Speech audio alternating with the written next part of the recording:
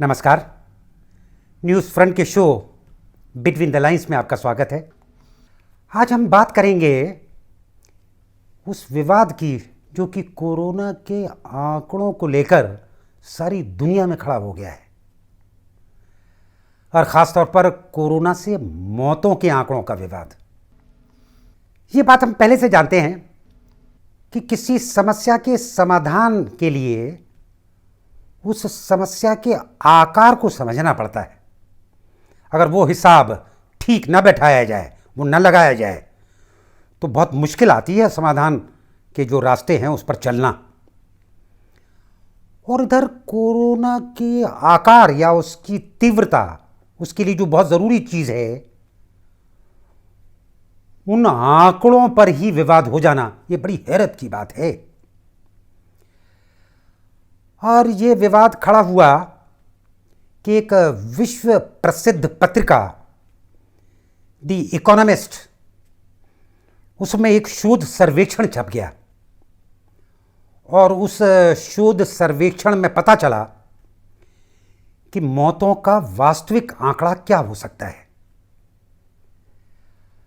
क्योंकि जिस तरह के आंकड़े सरकारों ने बताए अपने अपने देश में, उन आंकड़ों पर कुछ संदेह वो खड़ा हो गया था। तो इकोनॉमिस्ट ने 121 संकेतकों के आधार पर एक बहुत ही वैज्ञानिक पद्धति से शोध सर्वेक्षण किया और ये रिपोर्ट पेश की।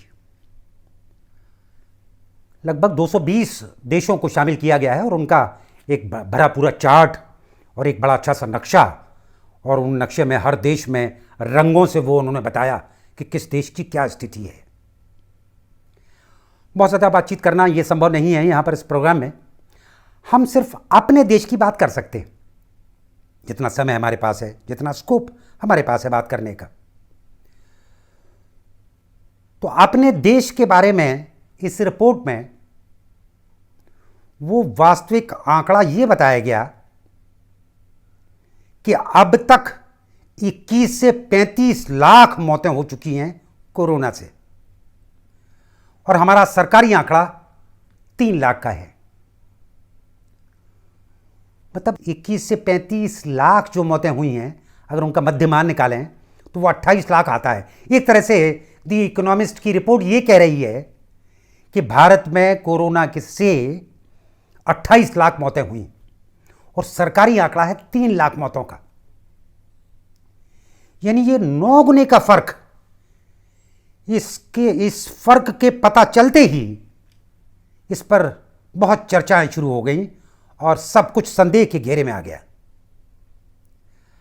अलबत्ता इसके कुछ समय बाद, अभी हाल में 2 रोज पहले, न्यूयॉर्क टाइम्स ने भी एक रिपोर्ट छापी। उसमें भी बहुत बड़ा आंकड़ा वो पेश हुआ, और ख़ासतौर पर भारत का जो इतना बड़ा आंकड़ा उसमें दिया गया, उसके बाद सरकार को फौरन ही इस पर प्रतिक्रिया देना पड़ी, प्रतिकार करना पड़ा, और बताना पड़ा कि भाई ये निराधार है, ये तथ्यहीन है। इस तरह की बातें कहना पड़ी। लेकिन इस तरह की बातें करने के बाद ये दोनों रिपोर्ट, इनकी चर्चा और बढ़ गई कि भाई क्या है ये किस तरह की रिपोर्ट है, इसमें क्या कहा गया है। और इस वक्त जो भी जानकार हैं वो उस रिपोर्ट को, जो भी दी इकोनॉमिस्ट की रिपोर्ट है और जो न्यूयॉर्क टाइम्स की रिपोर्ट है, उसको और गौर से पढ़ रहे हैं। उसमें वो शोध पद्धतियाँ देख रहे हैं, वो देख रहे हैं कि किस तरह से हिसाब लगाया गया। वाकई बहुत ही महत्वपूर्ण रिपोर्ट इस लिहाज से है कि जो मॉड्यूल और जो मॉडल्स उसमें इस्तेमाल किए गए सांख्यिकी के, मैथमेटिक्स के, वो आने वाले समय में बड़े काम आएंगे। तो ये जो पूरा मसला खड़ा हुआ मौतों के आंकड़ों का, इस पर एक सवाल और खड़ा होता है कि भाई इसकी ज़रूरत क्यों पड़ी इकोनॉमिस्ट को।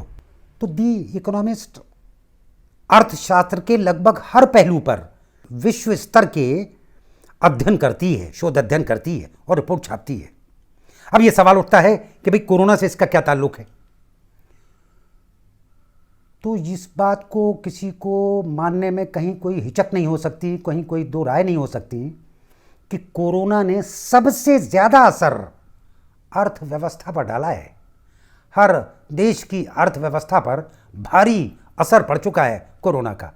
इस लिहाज से दी इकोनॉमिस्ट की रिपोर्ट, वो रिपोर्ट वाजिब कही जाएगी, वो बड़ी महत्वपूर्ण कही जाएगी। बहरहाल ये तो बात है, और इस पर कोई दूसरे देशों में और अपने देश के विद्वानों में बहुत ज़्यादा इस पर नहीं आरोप लगाए जाते, बहुत ज़्यादा इस तरह के सवाल पैदा नहीं किए जाते। बेशक ये रिपोर्ट बहुत ही इम्पोर्टेंट है। अब एक सवाल और होता है कि मौतों के आंकड़ों को लेकर हमारे देश के विद्वानों में, पत्रकारों में, हमारे देश के नागरिकों का रुख वो क्या है।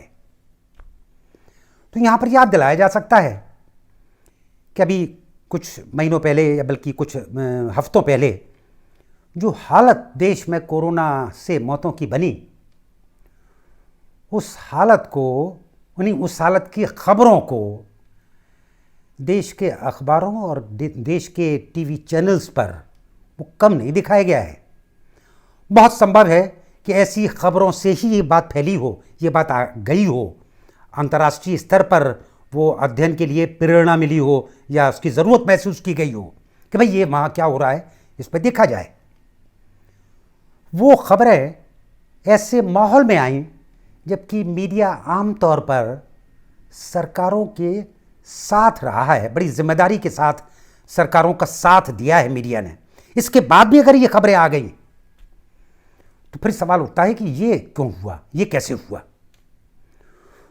तो इसके जवाब में अगर हम गौर करेंगे कि भारतीय नागरिक भी अब कम पत्रकार नहीं है।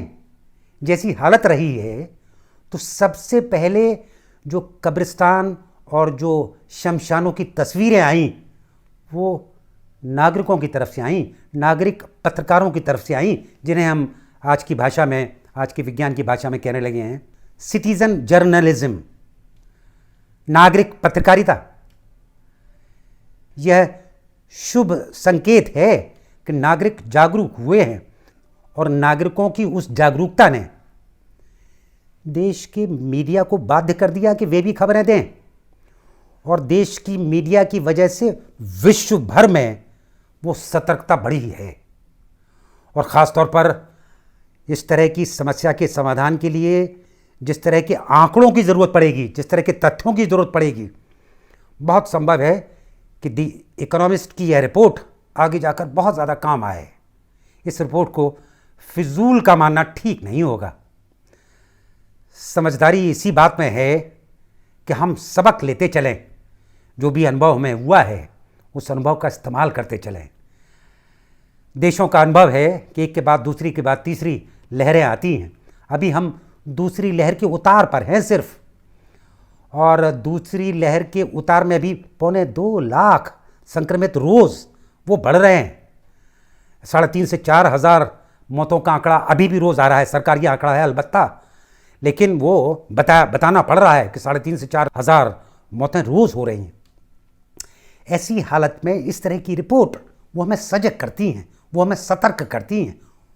हमें चौकन्ना बनने की ज़रूरत है, हमें चौकन्ना हो जाने की ज़रूरत है। हम इसको हल्के में ना लें। हमें लगता है कि पहली लहर में हमने हल्के में लिया और उसका खमियाजा भुगता। आगे हमें ऐसी रिपोर्ट से, हमें इस तरह के विवादों से सबक लेना चाहिए। धन्यवाद।